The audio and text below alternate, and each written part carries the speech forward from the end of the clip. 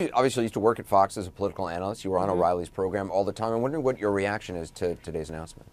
Well, I mean, I think that it's stunning because Bill O'Reilly was Fox News. He had so much power there, and it was sort of unthinkable that he would ever leave there except on his own terms. And I did his show regularly for a long time, and I was thinking about an incident that had happened early on in my career there, where I was on air actually with Margaret Hoover, who's at CNN now, on a regular segment. We were on every Monday, and he got Margaret's name wrong, and Margaret said, "Hey, get my name right," and he said, "Oh, I'm sorry, there's a lot of blondes in this operation. I can't keep you all straight. Megyn Kelly's coming up," starts throwing all these blonde names.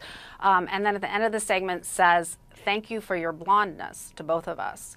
So I went to his executive producer and I said, he needs to apologize and he needs to never do that again, or I'm not doing his show anymore. And I was told basically, "Well, Bill, there's nothing we can do about it. He's a throwback. He's kind of an Archie Bunker." And I said, "Well, if you mean he's a Neanderthal, then we're on the same page. He can never do that again. I'm a political analyst here." Went to Bill, came back, said, "No, he's not going to apologize." So then I went to I was called into my boss's office. I was told, "What can we do? It's Bill. There's nothing we can do. We're sorry this happened to you, but there's nothing we can do." I complained to Roger Ailes. I was told the same exact thing. "There's nothing we can do. It's Bill. He's a jerk. Nobody likes him." And then Roger said, "Bill, he likes to put up dirty pictures and ask pretty girls to talk about them."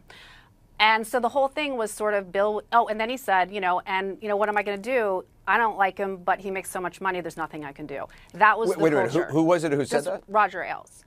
And so this was the culture, which was Bill was, just too big, and so that there was nothing you could do about it. So I did quit his show, and I didn't do it for 2 or 3 years. This was an election year. This is the biggest show at Fox.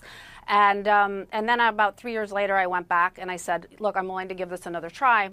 And he said, "Sure," and I came on the show, and I never had another problem. We actually ended up having quite a good relationship. But it just spoke volumes that I had to completely handle it on my own, that there was nobody that was willing to even say anything to him, just to basically say, "You can't treat one of our political analysts this way."